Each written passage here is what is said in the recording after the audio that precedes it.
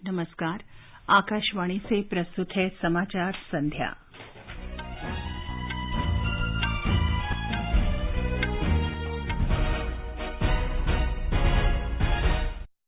प्रधानमंत्री नरेंद्र मोदी ने महाराष्ट्र में ठाणे दीवा रेल लाइनों का वर्चुअली उद्घाटन किया। कहा, सरकार सभी को सुरक्षित और आधुनिक यात्रा उपलब्ध कराने के लिए प्रतिबद्ध। प्रधानमंत्री नरेंद्र मोदी और अबू धाबी के युवराज के बीच वर्चुअल शिखर बैठक। गृह मंत्री अमित शाह ने जम्मू कश्मीर की सुरक्षा स्थिति के बारे में नई दिल्ली में समीक्षा बैठक की। उत्तर प्रदेश के तीसरे चरण और पंजाब में एक ही चरण में विधानसभा चुनाव का प्रचार समाप्त। अहमदाबाद में विशेष अदालत ने 2008 के अहमदाबाद विस्फोट मामले में 38 को फांसी और 11 को मृत्यु पर्यंत आजीवन कारावास की सजा सुनाई। प्रधानमंत्री कल मध्य प्रदेश में गोवर्धन बायो सीएनजी संयंत्र का शुभारंभ करेंगे। विज्ञान और तकनीकी मंत्री जितेंद्र सिंह ने कहा, भारत विश्व में स्टार्टअप के लिए पसंदीदा क्षेत्र बना। सरकार ने कहा, प्रधानमंत्री फसल बीमा योजना के तहत अब तक 1,07,000 करोड़ रुपए से अधिक के दावों का भुगतान। 15 से 18 वर्ष के 2 करोड़ से अधिक किशोरों का कोविड रोधी पूर्ण टीकाकरण किया गया। और कोलकाता में वेस्टइंडीज के साथ दूसरे T20 क्रिकेट मैच में भारत पहले बल्लेबाजी कर रहा है। समाचार संध्या में नीलम मलकानिया के साथ मैं चंद्रिका जोशी। कोरोना वायरस के नए स्वरूप ओमिक्रॉन को देखते हुए आपसे अपील है कि सतर्क रहें और पूर्ण टीकाकरण कराएं। 15 से 18 वर्ष के किशोरों और अन्य लोगों के टीकाकरण में मदद करें। सुरक्षित रहने के लिए कृपया 3 सरल उपायों का पालन अवश्य करें। मास्क पहनें, 2 गज की सुरक्षित दूरी बनाए रखें, हाथ और चेहरा साफ रखें। कोविड से संबंधित किसी भी जानकारी और मार्गदर्शन के लिए राष्ट्रीय हेल्पलाइन नंबर 011-2397-8046 और 1075 पर संपर्क करें। और अब समाचार। प्रधानमंत्री नरेंद्र मोदी ने आज कहा कि सरकार सभी रेल यात्रियों को सुरक्षित और आधुनिक यात्रा का अनुभव प्रदान करने के लिए प्रतिबद्ध है। श्री मोदी मुंबई के व्यस्त उपनगरीय रेल नेटवर्क पर ठाणे और दीवा के बीच नवनिर्मित 2 अतिरिक्त रेल लाइनों का वर्चुअली उद्घाटन करने के बाद बोल रहे थे। आज से सेंट्रल रेलवे लाइन पर 36 नई लोकल चलने जा रही हैं। इनमें से भी अधिकतर एसी ट्रेनें हैं। ये लोकल की सुविधा को विस्तार देने, लोकल को आधुनिक बनाने के केंद्र सरकार के कमिटमेंट का हिस्सा है। प्रधानमंत्री मोदी ने कहा कि ये दोनों लाइनें न केवल जीवन को सुगम बनाएंगी, बल्कि मुंबई महानगर क्षेत्र के विकास को भी गति देंगी। ये नई रेल लाइन मुंबई वासियों के जीवन में एक बड़ा बदलाव लाएगी, उनकी ईज ऑफ लिविंग बढ़ाएगी। ये नई रेल लाइन मुंबई की कभी न थमने वाली जिंदगी को और अधिक रफ्तार देगी। श्री मोदी ने कहा कि इन दोनों लाइनों की आधारशिला 2008 में रखी गई थी, लेकिन 2014 तक कोई काम नहीं हुआ था।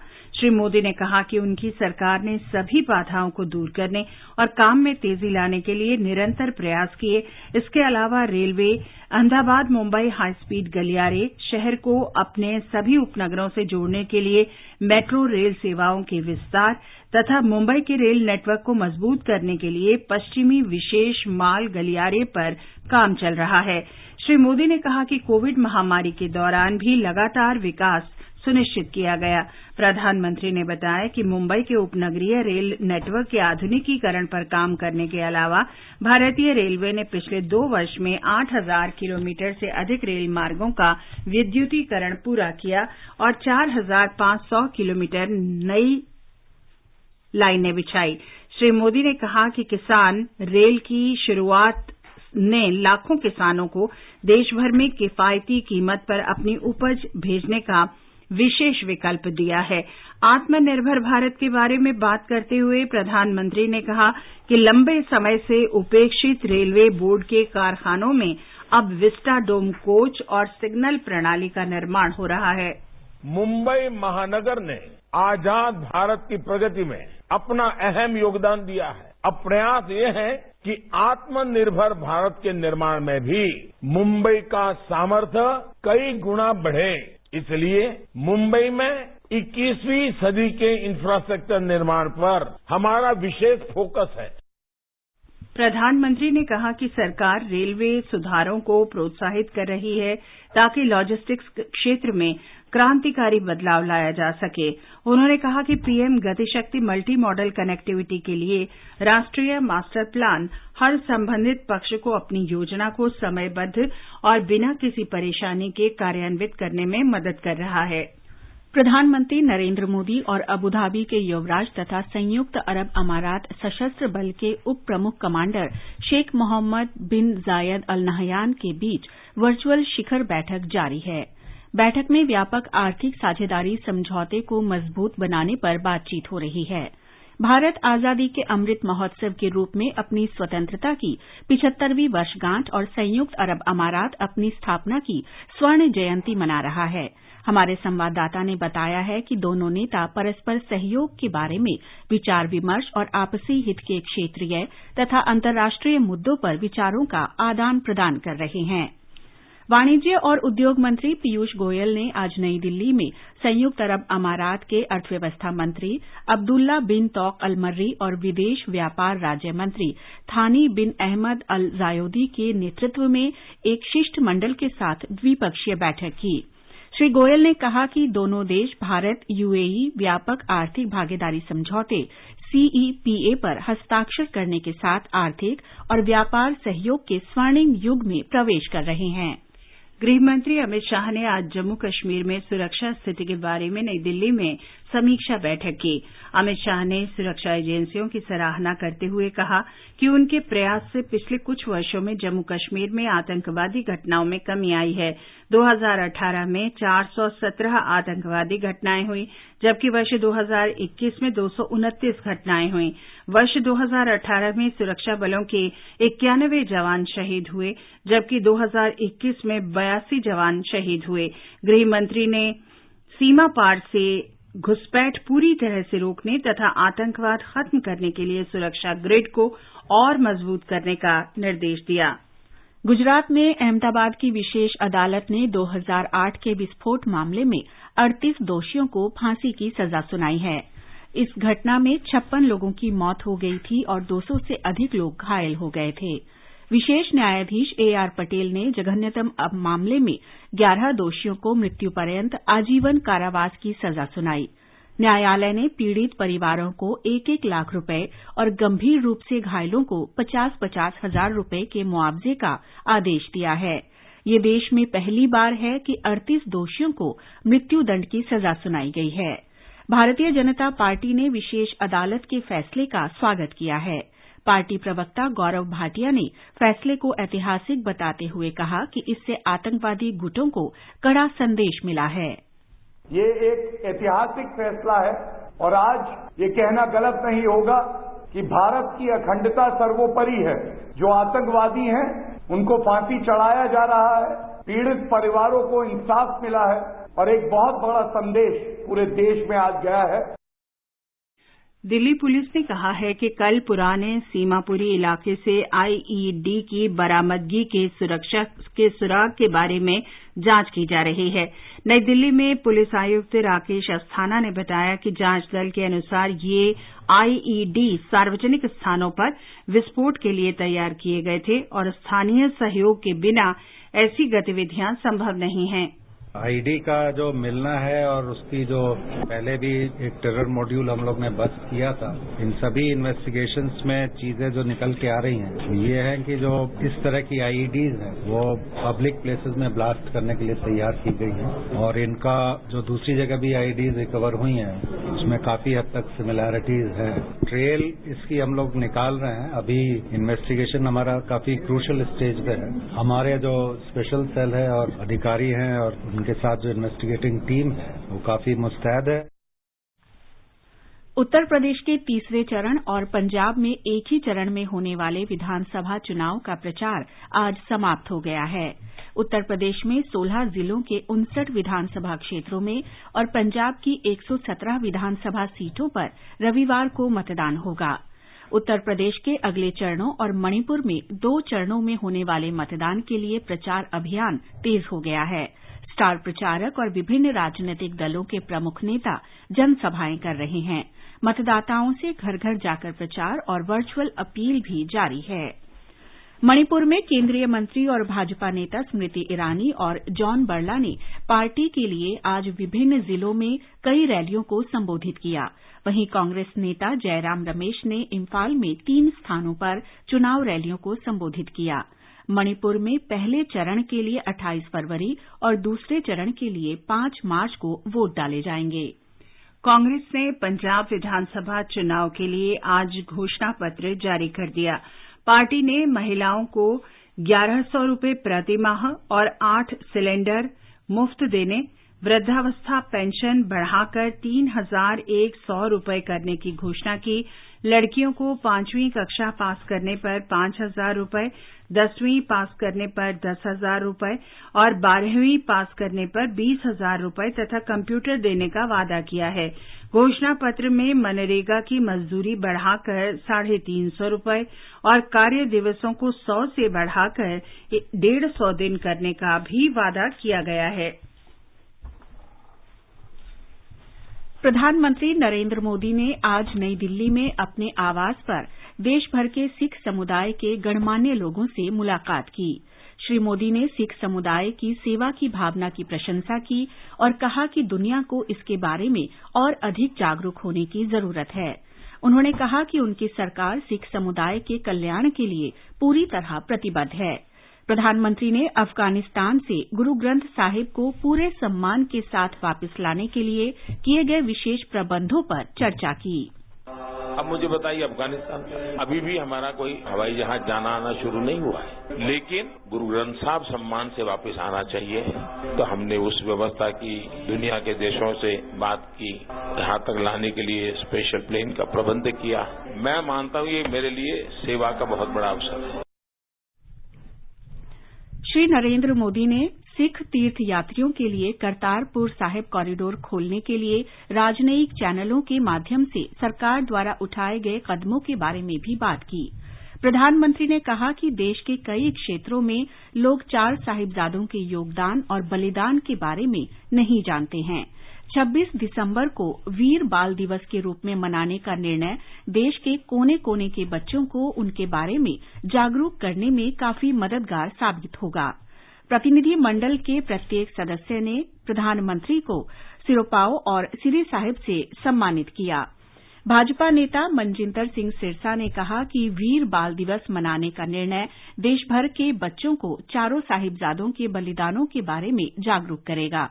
सिख फोरम नई दिल्ली के अध्यक्ष रविन्द्र सिंह आहूजा ने कहा कि श्री मोदी को सिख धर्म का विशद ज्ञान है। पीएम साहब एक सिख एट हार्ट हैं, बहुत जुड़े हुए हैं, बहुत उनकी अंडरस्टैंडिंग है सिख ग्रंथों की और सिख गुरुओं की और सिख भाषा की और सिख किस तरह से सेवा में जुड़े हैं। इस चीज की शायद किसी प्राइम मिनिस्टर को इंडिया में इतनी अंडरस्टैंडिंग नहीं रही जितनी पीएम मोदी साहब को है। ये समाचार हमारी वेबसाइट newsonair.com/hindi और हमारे mobile app news on AIR पर भी उपलब्ध हैं। मैं नहीं मानता कि तंबाकू जानलेवा है। चाहे हम कुछ भी कहें, मुझे डर है ये कैंसर है। कुछ लोग हमारा संदेश नहीं सुनते।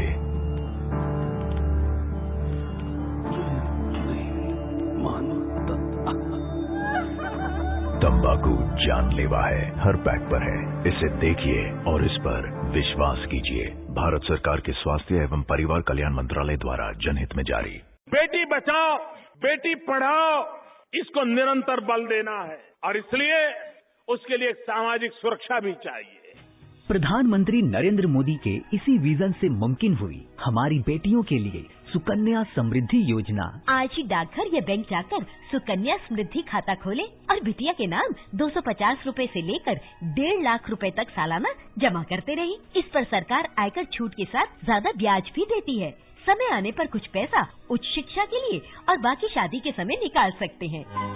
सुकन्या समृद्धि खाता, बेटियों के सर्वांगीण विकास का संकल्प। अधिक जानकारी के लिए राष्ट्रीय बचत संस्थान की वेबसाइट nsiindia.gov.in पर जाएं।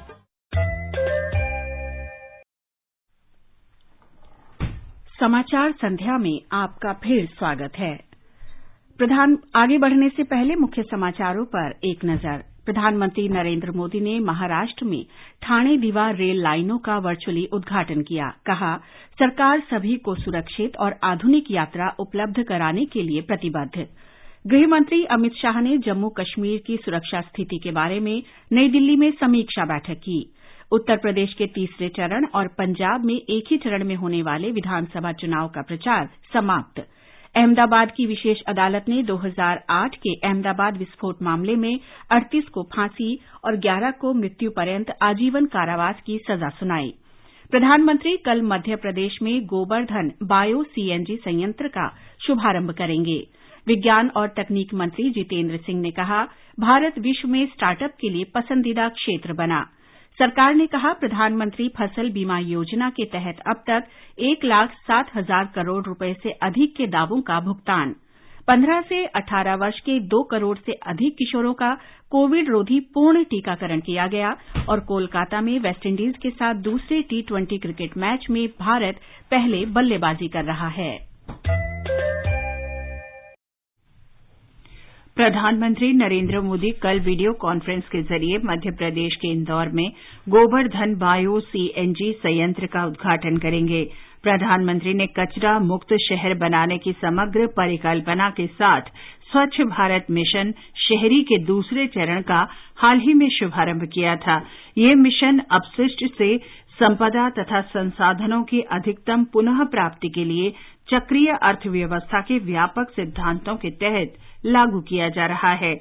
ये दोनों सिद्धांत इंदौर बायो सीएनजी संयंत्र में अपनाए गए हैं। संयंत्र में प्रतिदिन 550 टन गीले जैविक कचरे को अलग करने की क्षमता है।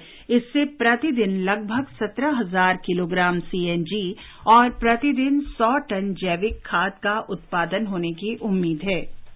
विज्ञान और तकनीक मंत्री जितेंद्र सिंह ने कहा कि भारत विश्व में स्टार्टअप के लिए पसंदीदा क्षेत्र बनकर उभर रहा है। नई दिल्ली में पहले टेक स्टार्टअप कॉन्क्लेव 2022 में डॉक्टर सिंह ने कहा कि भारत के बेहतर आर्थिक परिदृश्य से स्टार्टअप कंपनियों को सुविधाएं मिल रही हैं, जिससे देश वर्ष 2025 तक $5 खरब की अर्थव्यवस्था बनने के लक्ष्य को पाने में सफल होगा। प्रधानमंत्री नरेंद्र मोदी के नेतृत्व में स्टार्टअप कंपनियों के लिए प्रदान की गई योजनाओं और सुविधाओं के कारण वर्ष 2021 में देश भर में 10,000 स्टार्टअप कंपनियां पंजीकृत हुई हैं। उन्होंने बताया कि देश भर की 50,000 से अधिक स्टार्टअप कंपनियां 2 लाख से अधिक रोजगार उपलब्ध करवा रही हैं। वाणिज्य और उद्योग मंत्री पीयूष गोयल ने कहा है कि रत्न तथा आभूषण क्षेत्र द्वारा इस साल $40 अरब का निर्यात लक्ष्य हासिल करने की उम्मीद है। इस क्षेत्र के कोविड के पहले के स्तर से 6.5% की वृद्धि दर्ज करने की आशा है।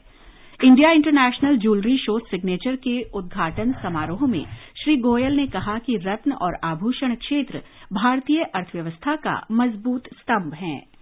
सरकार ने कहा है कि प्रधानमंत्री फसल बीमा योजना के अंतर्गत अब तक 1,07,000 करोड़ रुपए से अधिक के दावों का भुगतान किया जा चुका है।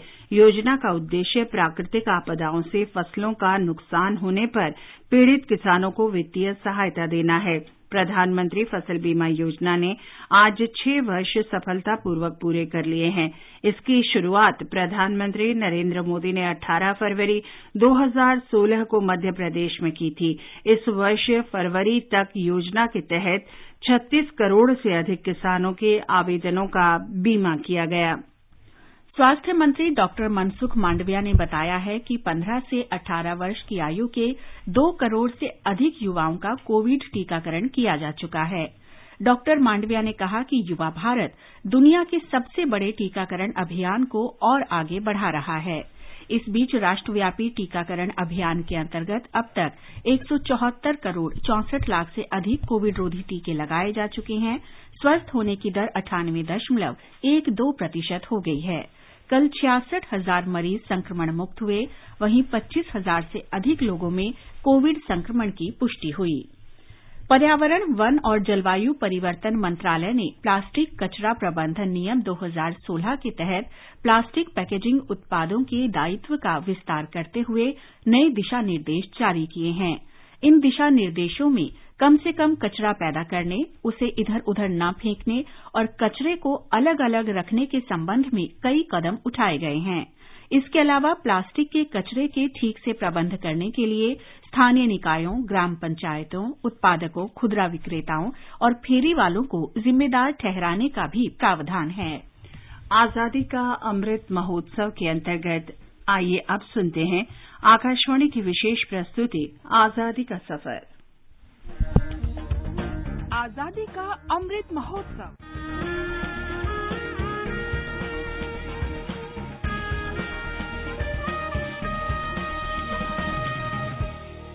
आजादी का सफर आकाशवाणी के साथ। भारत का गौरवशाली स्वतंत्रता संग्राम आधुनिक विश्व के अब तक के सबसे बड़े संघर्षों में से एक है। आकाशवाणी समाचार आपके लिए प्रतिदिन लेकर आता है इस संघर्ष की एक झलक।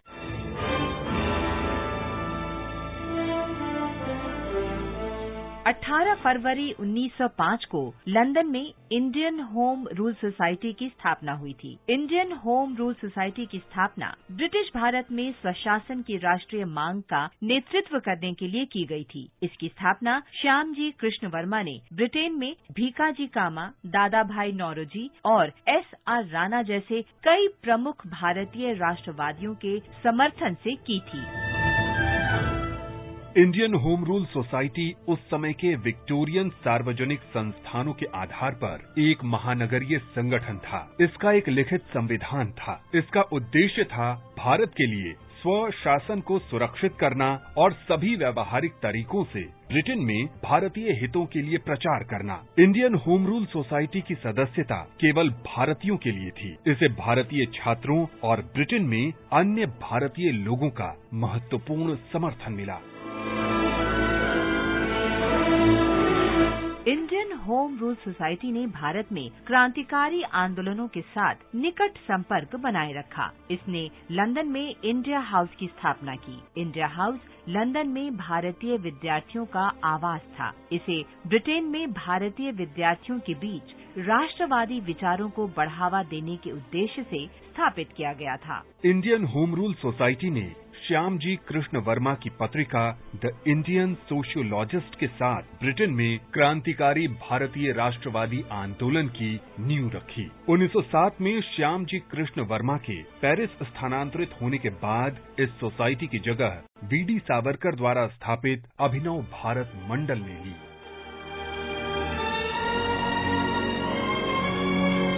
18 फरवरी के दिन ही 1946 में रॉयल इंडियन नेवी के जवानों ने मुंबई में विद्रोह शुरू कर दिया। रॉयल इंडियन नेवी की हड़ताल ऐसे समय में हुई जब भारत छोड़ो आंदोलन की शुरुआत के कारण और द्वितीय विश्व युद्ध की समाप्ति के साथ भारतीय राष्ट्रवादी भावना अपने चरम पर थी। विद्रोह की शुरुआत नौसेना के पोत HMIS तलवार से हुई थी।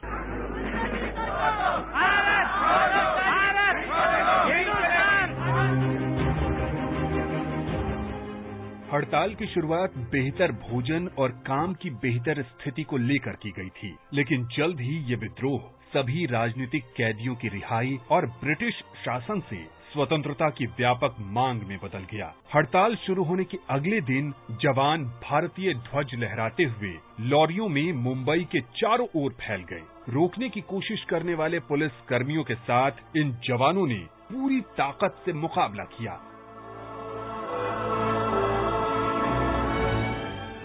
चूंकि HMIS तलवार संचार प्रशिक्षण का केंद्र भी था, विद्रोहियों ने आपस में संवाद करने और सभी नौसैनिक स्टेशनों में संदेश फैलाने के लिए इसके वायरलेस कोड का इस्तेमाल किया। कुछ दिनों के भीतर विद्रोहियों ने मुंबई, कराची, चेन्नई, कोलकाता और ब्रिटिश साम्राज्य के अन्य हिस्सों में तैनात 74 अन्य जहाजों को अपने नियंत्रण में ले लिया था। रेडियो और अखबारों में ये खबरें आग की तरह फैल गईं। जल्द ही आम लोग भी विद्रोह में शामिल हो गए और मुंबई तथा कोलकाता दोनों शहरों में जीवन ठप सा हो गया। इन शहरों में जुलूस और हड़तालें हुईं। भारतीय छात्रों ने कई शहरों में एकजुटता दिखाई और कक्षाओं का बहिष्कार किया।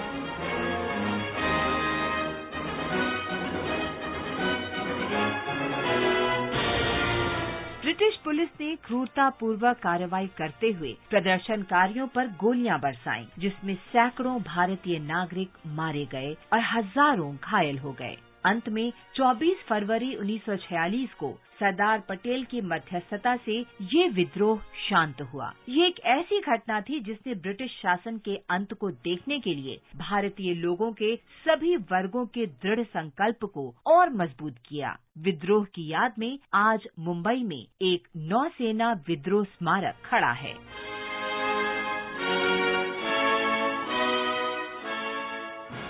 इसके साथ ही आजादी का सफर आकाशवाणी समाचार के संग श्रृंखला का ये अंक समाप्त हुआ। मिलते हैं कल अगली कड़ी में।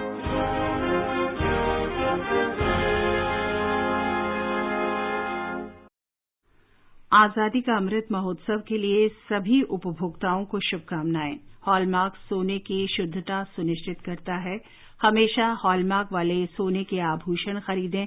उपभोक्ता संबंधी किसी भी शिकायत के लिए कृपया राष्ट्रीय उपभोक्ता हेल्पलाइन के टोल फ्री नंबर 14404 पर संपर्क करें। उपभोक्ता मामले विभाग, भारत सरकार द्वारा जनहित में जारी। जागो ग्राहक जागो।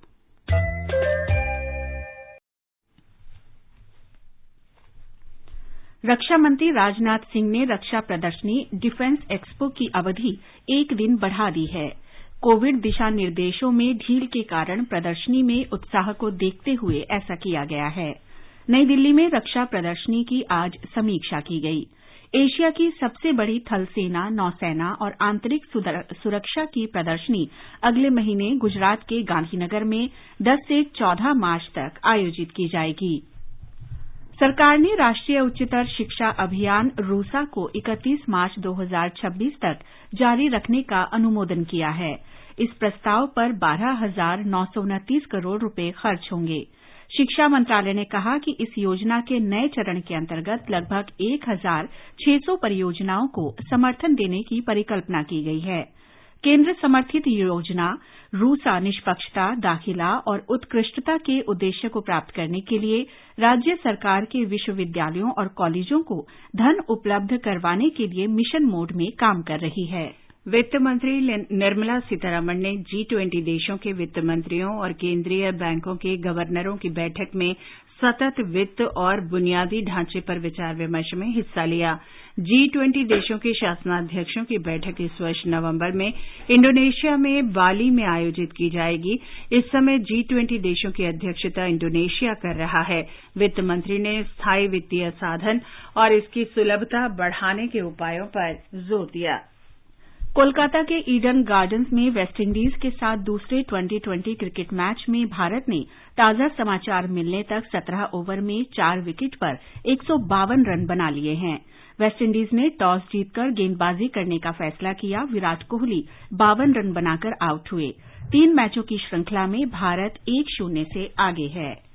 पहले मैच में भारत ने वेस्टइंडीज को 6 विकेट से हराया था। और अंत में मुख्य समाचार एक बार फिर। प्रधानमंत्री नरेंद्र मोदी ने महाराष्ट्र में ठाणे दीवार रेल लाइनों का वर्चुअली उद्घाटन किया। कहा, सरकार सभी को सुरक्षित और आधुनिक यात्रा उपलब्ध कराने के लिए प्रतिबद्ध।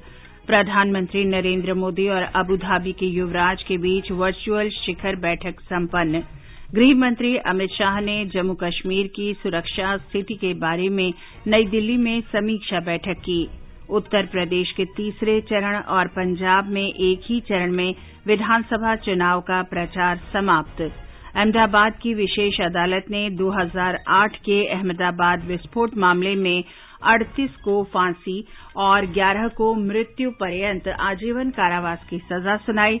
प्रधानमंत्री कल मध्य प्रदेश में गोवर्धन बायो सीएनजी संयंत्र का शुभारंभ करेंगे। विज्ञान और तकनीकी मंत्री जितेंद्र सिंह ने कहा, भारत विश्व में स्टार्टअप के लिए पसंदीदा क्षेत्र बना। सरकार ने कहा, प्रधानमंत्री फसल बीमा योजना के अंतर्गत अब तक 1,60,000 करोड़ रुपए से अधिक दावों का भुगतान। 15 से 18 वर्ष के 2 करोड़ से अधिक किशोरों का कोविड रोधी पूर्ण टीकाकरण किया गया। और कोलकाता में वेस्टइंडीज के साथ दूसरे T20 क्रिकेट मैच में भारत पहले बल्लेबाजी कर रहा है। इसके साथ ही समाचार संध्या का ये अंक समाप्त हुआ। नमस्कार।